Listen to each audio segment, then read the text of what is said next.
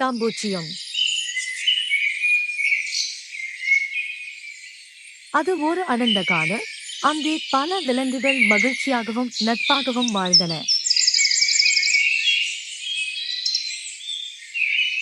ஒரு நாள் ஒரு குரங்கு மரத்தில் இருந்து பழங்களை சாப்பிட்டுக் கொண்டு இருந்தது. ஒரு பட்டாம்பூச்சி அருகில் வந்து, கொஞ்சம் பழம் தர முடியுமா என்று கேட்டது.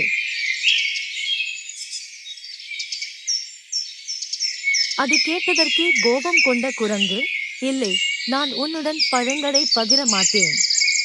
இங்கிருந்து வெளியே போ என்று குரங்கு சொன்னது.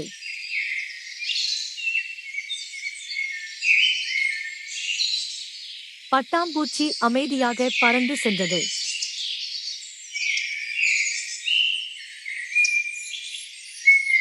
அடுத்த நாள் குரங்கு பழம் தேடி மரங்களுக்குள் சென்றபோது, நச்சு பொருந்திய காய்கள் சாப்பிட்டு வயிறு வலியுடன் கீழே விழுந்தது.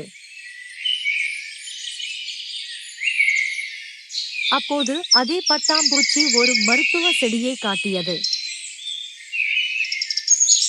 இந்த இலைகளை சாப்பிடு, நீ உடனே நலமாகி விடுவாய் என்று பட்டாம்பூச்சி சொன்னது. குரங்கு ஆச்சரியமாக, நான் உன்னை வெறுத்தேன், ஆனால் நீ எனக்கு உதவுகிறாயா என்று கேட்டது. பட்டாம்பூச்சி சொன்னது, பரவாயில்ல, இது என்னுடைய குணம். மன்னிப்பும் பரிவு கொண்ட மனம்தான் உண்மையான நற்பண்பு. நீதி என்பது பழி வாங்குவது அல்ல, மன்னிப்பின் மூலமாக நல்லதை செய்யும் தன்மைதான். குரங்கு வெட்கப்பட்டு பட்டாம்பூச்சியிடம் மன்னிப்பு கேட்டது. அதற்கு பின் குரங்கும் பட்டாம்பூச்சியும் மிகவும் நல்ல நண்பர்களாகிவிட்டன. நீதி, மன்னிப்பும் பரிவு கொண்ட மனம்தான் உண்மையான நற்பண்பு.